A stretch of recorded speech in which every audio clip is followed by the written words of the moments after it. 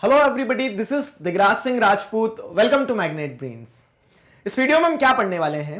इस वीडियो में हम पढ़ेंगे criticisms of development models. Important topic है, अच्छे से समझना। आप चैप्टर के दूसरे जोन में एंटर कर गए हो। आप कैसे? तो आपने ये देखा डेवलपमेंट क्या है, अलग अलग नोशंस होते हैं डेवलपमेंट के, वो ठीक है।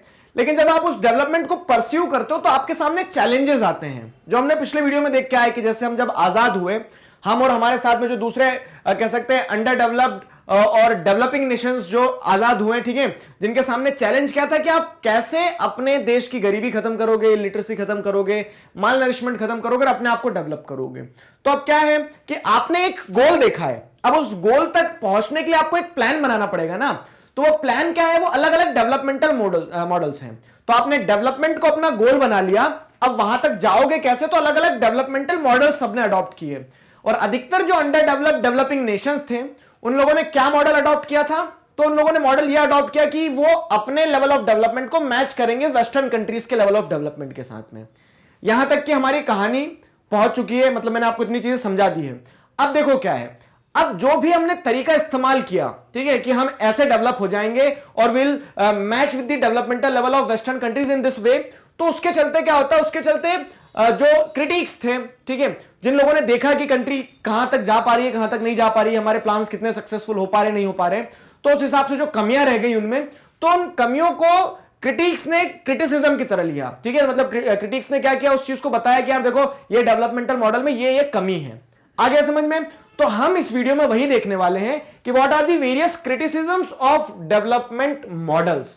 डेवलपमेंट मॉडल जो हमने अडॉप्ट किए हैं, तो उसके क्रिटिसिज्म्स क्या क्या हैं, ठीक है, उसमें लूप होल्स कहां रह गए, कहां कमी रह गई, और उन कमी को क्रिटिक्स ने क्रिटिसिज्म के फॉर्मेट में हमारे सामने प्रेजेंट कर दी है।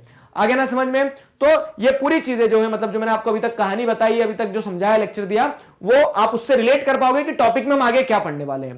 देखो, मोटा मोटी दो तरह के क्रिटिसिज्म आते हैं। क्या है? एक तो सोशल कॉस्ट पे करना पड़ी, दूसरा एनवायरमेंटल कॉस्ट।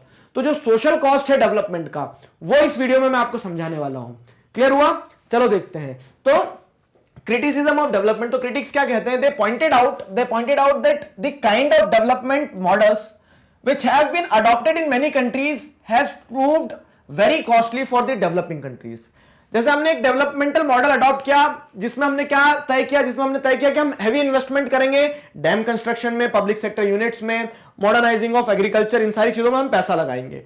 तो क्रिटिक्स से कहते हैं कि डेवलपिंग कंट्रीज ने जो जो मॉडल अडॉप्ट किए ना, कि वो वेस्टर्न नेशंस की तरह अपने आप को डेवलप करना चाहेंगे, तो उसके चलते आपने बहुत ज्यादा कॉस्ट पे करी है, हैवी कॉस्ट बहुत ज्यादा थी, ठीक है, has proved very costly for the developing countries. कैसे बहुत ज्यादा कॉस्टली प्रूव हो गया? तो देखो समझो, enormous financial cost was involved in such type of developmental models. कैसे इनॉर्मस कॉस्ट इन्वॉल्व थी? तो अब डैम बनाना है, किराना की दुकान नहीं डालना है आपको एक, ठीक है, डैम बनाना है, करोड़ों रुपए लगेंगे। और उस समय पे जब देश नए नए आजाद हुए थे, और भी बहुत सारी समस्याएं थी, सिविल वॉर्स थे, ये दिक्कत वो दिक्कत, पार्टीशन, ठीक है, कम्युनल राइट्स, और मैं जैसे इंडिया के कंटेक्स्ट में बता रहा हूं। और उन सारी समस्याओं के बीच में आपको क्या करना है? मतलब आपके यहां लोग भूखे भी मर रहे हैं, गरीबी भी बहुत ज्यादा है, लेकिन आप पैसा लगा रहे हो कहां पे? डैम में। तो इस तरह से वो जो पैसा आपका खुद का नहीं, आप कहां से ला रहे हो पैसा? डेवलप्ड कंट्री से लोन लेके आ रहे हो।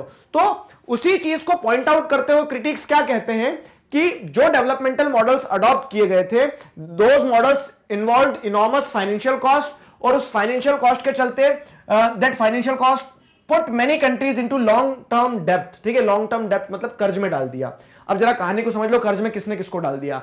तो जो डेवलपमेंटल मॉडल्स डेवलपिंग कंट्रीज ने अडॉप्ट किए, उसमें उन्होंने क्या किया? बहुत ज्यादा हैवी इन्वेस्टमेंट की पब्लिक सेक्टर यूनिट में। पब्लिक सेक्टर यूनिट में जब बहुत ज्यादा पैसा लगाओगे, आप क्या सोच के पैसा लगा रहे हो कि कल को इससे प्रॉस्पेरिटी आएगी, जॉब बढ़ेगी, सारी चीजें होगी। लेकिन आप लोग जितना पैसा लाए हो, वो पैसा कहां से लाए हो? आप दूसरे डेवलप्ड नेशन से लोन के फॉर्मेट में लेके आए हो, ठीक है, उनसे एड के फॉर्मेट में लेके आए हो कि भैया हमें उधार दे दो, हम जब सक्षम हो जाएंगे तो लौटा देंगे आपको, ठीक है। तो इस तरह से आपने जो बहुत ज्यादा फाइनेंशियल कॉस्ट जो लग रही थी, वो आप दूसरी कंट्रीज से, डेवलप्ड कंट्रीज से लोन के फॉर्मेट में लेके आए हो, और इसके चलते developing countries came into long term डेब्ट, ठीक है, लॉन्ग टर्म डेब्ट मतलब कर्ज में आ गई। तो अब क्या होगा? देखो, कोई भी आपको उधार देगा तो अपना ऑब्जेक्टिव, अपना मोटिव भी देखेगा, अनटिल एंड अनलेस वो आपका दोस्त हो, ठीक है। तो इंटरनेशनल, एक बहुत अच्छी चीज बताता हूं, there are no free lunches in international relation, ठीक है। आईआर की जब आप बात करते हो ना, तो कोई भी देश किसी भी देश की मदद सिर्फ दोस्ती के नाते नहीं करता है, सबके अपने अपने वेस्टेड इंटरेस्ट होते हैं, ठीक है। तो उसी तरह से क्या है कि जो लोन मिला भी ना तो वो लोन के पीछे भी कंडीशंस थी, और उन कंडीशंस के चलते क्या जानते हुए ना जानते हुए बेचारे जो ना समझ अभी अभी जो इन्फेंट नेशंस थे जिन्हें अभी अभी आजादी मिली थी वो डेब्ट में फंस जाते हैं, कर्ज में फंस जाते हैं। ये क्रिटिक्स ने क्रिटिसाइज किया और उस तरह से उन्होंने बताया कि जो डेवलपमेंटल मॉडल्स थे उसका ये क्रिटिसिज्म है। ठीक है, तो एग्जांपल में जैसे अफ्रीका की बात कही गई है। यहाँ पे अफ्रीका की क्या बात कही गई है कि अफ्रीका में अगर आप देखोगे, अफ्रीका कोई कंट्री नहीं है ना, अफ्रीका क्या है, कॉन्टिनेंट। तो अफ्रीकन कॉन्टिनेंट में बहुत सारी कंट्रीज जो जिन्हें आजादी मिलती है, जैसे अगर आप देखते हो इजिप्ट वगैरह, ये सारी कंट्रीज हो गई, नाइजीरिया हो गई, रवांडा, युगांडा, ये छोटी छोटी कंट्रीज जो हैं, तो इन्हें जब आजादी मिलती है तो आजादी मिलने के बाद में इनके सामने बहुत सारे चैलेंज थे। डेवलपमेंट भी करना है, देश की गरीबी भी हटाना है, हेल्थ केयर वाला इंफ्रास्ट्रक्चर भी बनाना है, एजुकेशन भी देना है। तो इन्होंने सोचा लोन ले लिया जाए।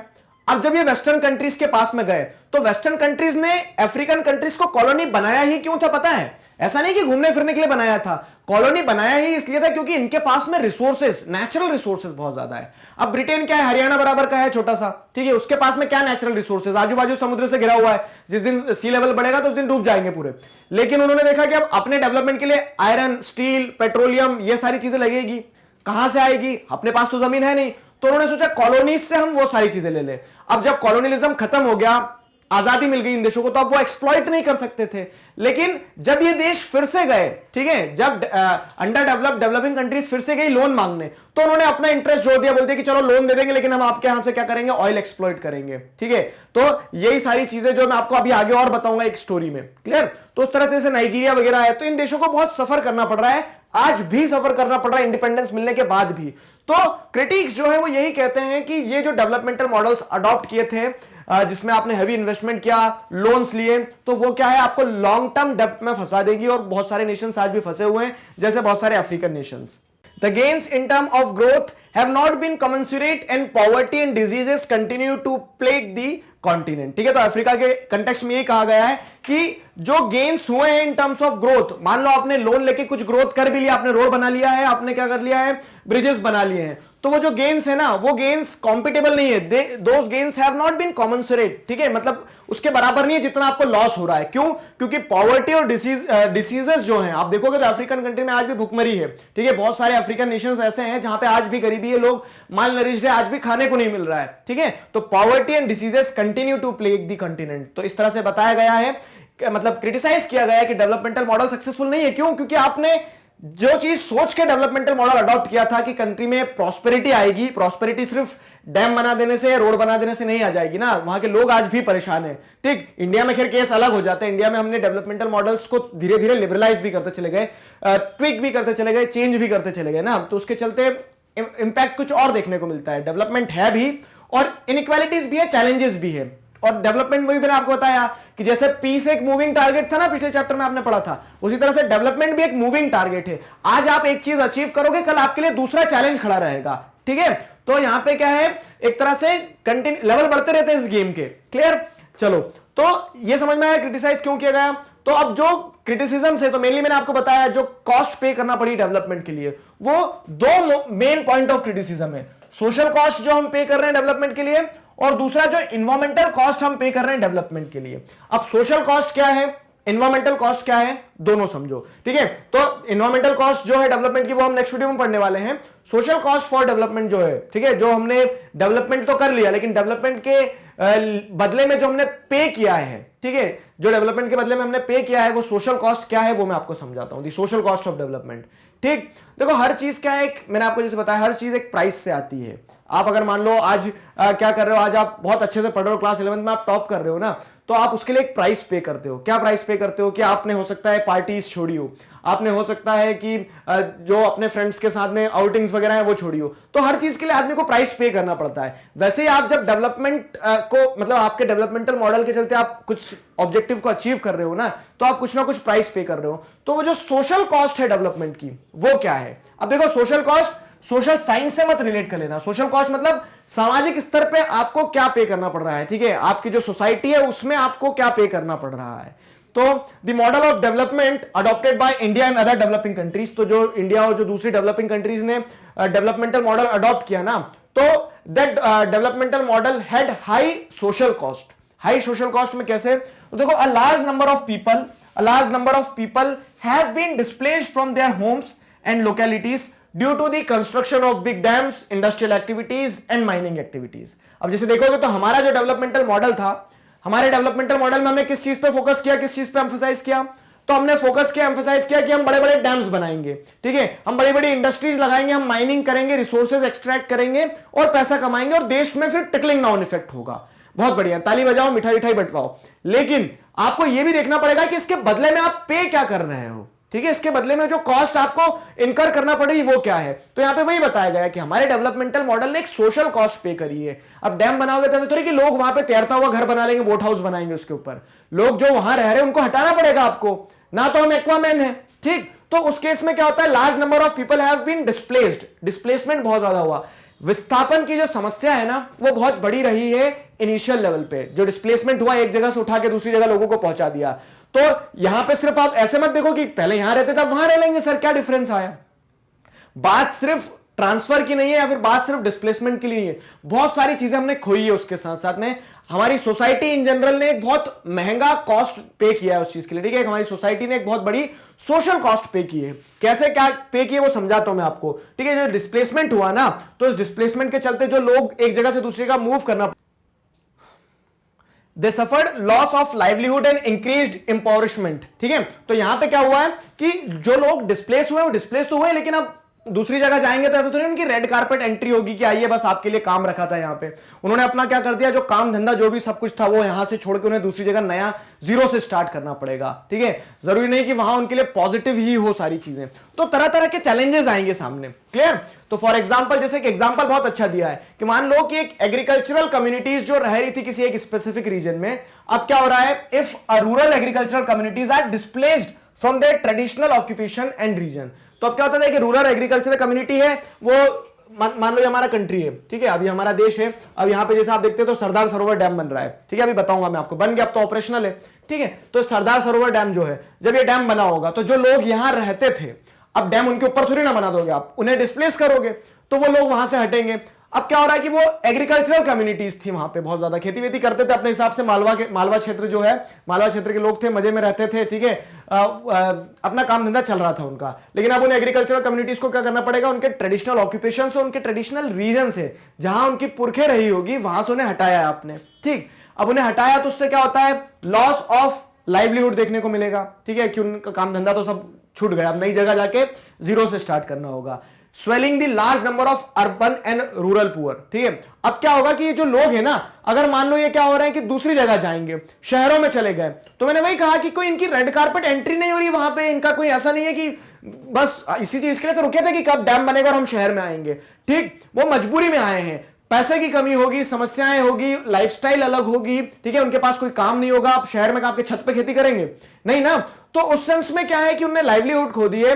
Large number of urban and rural poor आपको देखने को मिलेंगे। Traditional skills acquired over N extended period में बी लॉस्ट, ठीक है। अब क्या होता है कि मान लो एक एग्रीकल्चरल कम्युनिटी थी, उसमें कोई लोग जो थे तो बहुत अच्छे कारपेंटर वगैरह थे, ठीक है, उनके पास में कोई स्किल्स थी, तो वो जो ट्रेडिशनल स्किल्स थी वो शायद अब वो शहरों में उस चीज से काम ना कर पाए, उनको काम ना मिले, तो वो जो ट्रेडिशनल स्किल्स थी वो भी घूम जाएगी, ठीक है, क्योंकि वो लोग अब कोई दूसरा काम करेंगे, मजदूर का काम करेंगे फिर वो, ठीक। फिर क्या होगा, there is also loss of culture because when people are relocated they lose a whole way of community life, ठीक है। This point is very essential, समझना इस चीज को। क्या होता है ना, एक क्षेत्र है, ठीक है, जैसे मैंने आपको क्या बताया कि पूरा का पूरा रीजन और पूरा का पूरा ट्रेडिशनल ऑक्यूपेशन जो है ना वो छोड़ के लोगों को जाना पड़ा है इस एग्जांपल में। तो अब क्या होता है, there is also a loss of culture. Culture कैसे घूम गया वो मैं समझाता हूं कि अब एक जब रीजन के लोग हैं, मान लो जैसे सरदार सरोवर वाला जो डैम बना है, तो वहां पे मालवा क्षेत्र के जो लोग थे, ठीक है, वहां पे जो ट्राइब्स थी, तो उनका एक अलग अपना रहने का तरीका होगा, उनके अलग फेस्टिवल्स होंगे, उनके वहां पे अलग तरह से चीजों को किया जाता होगा। जैसे दिवाली है ना, तो दिवाली भी आप देखोगे सेलिब्रेट पूरे कंट्री में की जा रही है, लेकिन आप हर 200 किलोमीटर पर दिवाली में एक वेरिएशन देखने को मिलेगा। दिवाली के बाद कैसे लोग सेलिब्रेट करते हैं, दिवाली की रात के बाद में जो अगली सुबह होती है वहां पे कैसे सेलिब्रेट की जाती है, तो हर 200 किलोमीटर पर आपको वेरिएशन देखने को मिलेंगे। आया ना समझ में। तो क्या होता है कि एक कल्चर जो है वो कल्चर भी घूम जाता है। क्यों? क्योंकि लोग अब वो उस रीजन के लोग जरूरी है कि सारे के सारे उठ के किसी एक स्पेसिफिक रीजन में गए होंगे, 4 इधर गए होंगे, 4 उधर गए होंगे। ठीक है, मैं पर्सनल एक्सपीरियंस बताता हूं कि जब डैम्स बनते हैं ना, लोग डिस्प्लेस होते हैं। लोग डिस्प्लेस होते हैं तो वो जब अपने पुराने लोग जो थे, जो पुराने कभी एक साथ रहा करते हैं, तो 10 साल बाद 20 साल बाद अगर वो मिलते हैं तो बड़े खुश होते हैं, ठीक है, आंखों में उनके आंसू आ जाते हैं। क्यों? क्योंकि उन्हें वो कल्चरली कनेक्टेड फील करते हैं उस कम्युनिटी के साथ में। लेकिन डिस्प्लेसमेंट के चलते वो कल्चरली कनेक्टेड कम्युनिटी क्या होती है, अलग अलग जगह चले गई है, डिस्पर्स हो गई ऐसे, ठीक है, तो एक पूरा का पूरा कल्चर जो है क्या हो जाता है, हम खो देते हैं, ठीक। तो ये सारे लॉसेस होते हैं, आया ना समझ में। तो आप इसको सिर्फ ऐसे नहीं देख सकते हो कि डैम बन रहा है तो सर डिस्प्लेसमेंट ही तो हो रहा है, उस डिस्प्लेसमेंट के चलते हम एक बहुत बड़ी सोशल कॉस्ट पे करते हैं, आया ना समझ में। डिस्प्लेसमेंट के चलते हम एक बहुत बड़ी सोशल कॉस्ट पे करते हैं। तो such displacement has led to struggle in many countries, और लोग इतनी आसानी से चीजों को जाने नहीं देते ना, तो लोगों ने आवाज उठाई है, बहुत सारे स्ट्रगल्स देखने को मिले हैं आपको। लोगों ने बोला है कि इस तरह का डिस्प्लेसमेंट सिर्फ हमें एक जगह से दूसरी जगह मूव नहीं कर रहा है, हमारा बहुत कुछ खत्म कर दे रहा है, we are paying a huge social cost, ठीक है। तो एक एग्जांपल जो हमारी कंट्री में प्रोमिनेंट वो है नर्मदा बचाओ आंदोलन, ठीक है। तो नर्मदा रिवर पे सरदार सरोवर डैम बनाया गया, आज ऑपरेशनल है, आपको पता है, ठीक है, गुजरात में। अब जो सरदार सरोवर डैम बनाया गया ना, तो बहुत पहले से उसका कंस्ट्रक्शन चल रहा है, इंडिपेंडेंस के बाद से मतलब उसका काम लगा दिया था, और अभी तक अगर अब देखो अभी अभी ऑपरेशनल हुआ है कुछ 1-2 साल पहले, तो उस सेंस में अगर आप देखोगे इतना लंबा पीरियड क्यों लगा, बनाने में नहीं लगा, इतना लंबा पीरियड लगा क्योंकि उसके अगेंस्ट में प्रोटेस्ट बहुत थे, लोगों ने स्ट्रगल किया अपने राइट्स के लिए, उन्होंने बोला कि यहां पे डैम नहीं बनना चाहिए, यहां पे जब डैम बनेगा तो बहुत ज्यादा क्या होगा, सबमर्जेंस होगी, और वो सबमर्जेंस के चलते सिर्फ लोग मूव नहीं कर रहे हैं, लोगों का कल्चर डूब जा रहा है, लोगों की लाइफस्टाइल डूब जा रही है, तो प्रोटेस्ट काफी था। मेधा पाटकर का आपने नाम सुना होगा, इन्वायरमेंटलिस्ट थी, ठीक है। तो उन्होंने क्या किया, बढ़ चढ़ के उस चीज के अगेंस्ट में स्ट्रगल किया, ठीक। तो नर्मदा बचाओ आंदोलन, leading movement against Sardar Sarovar dam on the river Narmada for many years, काफी लंबे समय तक स्ट्रगल चलता रहा। अल्टीमेटली कुछ नेगोशिएशंस हुए, कुछ बात मानी गई, कुछ लॉसेस हुए, लेकिन वो डैम अब ऑपरेशनल है, बन गया डैम, तो अब इतना पैसा लग गया, अब ऐसा भी नहीं है कि आप शिफ्ट कर दो डैम को, आया ना समझ में। तो वो इन जनरल मतलब एक तरह से क्या है, जो गया वो गया, ठीक। तो यहां पे देखो अपोनेंट्स जो थे ना, आप बोल रहे हो सर लोग अपोज आखिर कर क्यों रहे थे, तो जो अपोनेंट्स थे उन लोगों के क्या क्लेम्स है ये समझो, ठीक। They claim that almost 1 million people have been displaced. Opponents जो है, जो बोल रहे थे डैम नहीं बनना चाहिए, तो उनका यह मानना है कि लगभग 10 लाख लोगों को डिस्प्लेस कर रहे हो। अब ये 10 लाख लोग कहां रहेंगे, ठीक, पार्लियामेंट में जाके तो रहने से रहे, तो लोगों ने इसलिए प्रोटेस्ट किया। और फिर उन्होंने ये भी बोला people lost their lands through submergence, ठीक है, लोगों ने अपनी जमीन खोई है, पानी डैम बनाओगे तो पानी कहीं तो भरेगा ना, तो लोगों ने अपनी जमीन खोई है, ठीक है। सबमर्जेंस और कंस्ट्रक्शन डैम जो बना है उसके चलते, या फिर जो स्पिल वे जो है वो कंस्ट्रक्ट किया गया, तो उसके चलते क्या है, लोगों ने अपनी जमीन खोई है, ठीक है, and consequently lost their livelihood. और उस जमीन पे वो खेती करते थे, तो उन्होंने बोला कि हमने हमारा लाइवलीहुड भी खो दिया, अब हम पैसा कहां से कमाएंगे बताओ। कंपनसेशन मिला, ऐसा नहीं कि छुड़ा लिया जबरदस्ती है, लेकिन कंपनसेशन क्या होता है, मतलब वही वाली चीज है ना, एक चीजों को जमाना और चीजों को स्टार्ट करना, दोनों में बहुत डिफरेंस होता है। किसी ने 20 साल पहले 50 साल पहले चीजों को स्टार्ट किया था, आज वो व्यवस्थित जम चुका था, और आप डैम के चक्कर में उसको फिर से बोल रहे हो कि जाओ 50 साल वाले जो पूरी प्रोसेस है वो फिर से आपको जीरो से स्टार्ट करना है, दिक्कत होती है, ठीक है। तो लोगों ने इसलिए प्रोटेस्ट किया। Most of the people who are going to suffer belongs to Dalits and tribal community. तो अंडर प्रिविलेज सेक्शन के लोगों को ज्यादा सफर करना पड़ रहा है, एक तो पहले से अंडर प्रिविलेज है, दलित है, ट्राइबल्स हैं, मेन स्ट्रीम सोसाइटी में उन्हें ज्यादा संघर्ष करना पड़ता है, ऊपर से आप उन्हें डिस्प्लेस कर रहे हो, इसलिए लोगों ने प्रोटेस्ट किया, ठीक है। Some even argue that the dam would greatly upset the ecological balance submerging large tracts of forest, ठीक है। और लोगों ने यह भी आर्गुमेंट दिया कि आप इकोलॉजिकल इंबैलेंस क्रिएट कर रहे हो। चलो पर्सनल लेवल मतलब ह्यूमन फैक्टर जो है कि ह्यूमन बींग्स को डिस्प्लेस होना होगा, वो तो ठीक है, डिस्प्लेस हो जाएंगे, लेकिन जो यहां पे डाइवर्सिटी मिलती थी फ्लोरा की, फौना की, वो सब डूब जाएगा, आप एक बहुत बड़ा इकोलॉजिकल इंबैलेंस क्रिएट कर दोगे। तो इस तरह से इन्वायरमेंटलिस्ट ने, सोशल एक्टिविस्ट ने, सभी लोगों ने प्रोटेस्ट किया, ठीक है। तो आपको मैं बता रहा हूं कि डेवलपमेंटल मॉडल जो है, तो उसके चलते क्या एक बड़ी सोशल कॉस्ट पे करना पड़ती है, और लोग उस चीज के लिए स्ट्रगल भी करते हैं, और वो स्ट्रगलिंग मॉडल आपको यहां देखने को मिल रहा है नर्मदा बचाओ आंदोलन में। क्लियर हुआ? तो अब फिर भी डैम बना, ठीक है, फिर भी डैम बना, चीजें चल रही हैं, अब डेमोक्रेसी है ना, क्या कर सकते हैं। तो मतलब डेमोक्रेसी अच्छी है, लेकिन अब आप देखोगे तो डेमोक्रेसी में आपको ऐसे डिसीजंस लेना पड़ते हैं कि कुछ लोगों के लॉस पे अगर एक ग्रेटर सेक्शन का भला हो रहा है तो आपको करना पड़ता है वो, ठीक है। तो यहां पे आप अगर देखोगे तो जो सपोर्टर्स थे, जो बोल रहे थे कि डैम बनना चाहिए, वो क्या आर्ग्यूमेंट देते हैं, the supporters of this big dam claim that it will generate electricity, help irrigation, it will help to irrigate large area of land and also provide drinking water to desert areas of Kutch and Saurashtra. तो जो supporters थे उनके पास भी अपने argument थे कि irrigation, electricity, ठीक है, जिन एरियाज में पानी नहीं है वहां तक पानी पहुंच जाएगा। तो इस तरह से सपोर्टर्स के भी अपने आर्ग्यूमेंट थे, उन्होंने भी अपने फैक्ट्स प्रेजेंट किए और अल्टीमेटली डैम ऑपरेशनल है। तो अब हमें ये नहीं जाना डैम सही है गलत है उस डिबेट में, हमें ये देखना है कि एक सोशल कॉस्ट जो पे करना पड़ती है, ठीक है, डेवलपमेंटल मॉडल्स के चलते, वो क्या है, वो एक पॉइंट ऑफ क्रिटिसिज्म हो जाता है। सोशल कॉस्ट आपने देखी, वैसे ही इन्वायरमेंटल कॉस्ट भी पे करना पड़ती है। इन्वायरमेंटल कॉस्ट क्या पे करना पड़ती है हम आपको नेक्स्ट वीडियो में बताएंगे। क्रिटिसिज्म का एक पॉइंट समझ में आया ना कि जो डेवलपमेंटल मॉडल्स अडॉप्ट किए उसके चलते वी आर फोर्स्ड टू पे, देखो कोई भी दिल से नहीं पे कर रहा है, लेकिन वी आर फोर्स्ड टू पे अ huge social cost for it. Clear हुआ? तो ये सारी चीजें मैंने आपको समझाई बताई, आशा करता हूं यहां तक चीजें समझ में आई है। किसी प्रकार का डाउट है feel free to ask in comment section. Magnet brains पर क्लास 4th से क्लास 12 तक इसी तरह से सभी subjects, chapters, topic, subtopic, सब कुछ सिस्टमैटिक वे में वीडियो लेक्चर्स के फॉर्मेट में अवेलेबल है। इन वीडियो लेक्चर्स को आप यूट्यूब चैनल पर देख सकते हैं और वेबसाइट पर देख सकते हैं। मिलते हैं नेक्स्ट वीडियो में अगले टॉपिक के साथ में। सेकंड पॉइंट ऑफ क्रिटिसिज्म को समझेंगे कि इन्वायरमेंटल कॉस्ट क्या पे करना पड़ती है। Till then stay connected, keep learning. Thank you.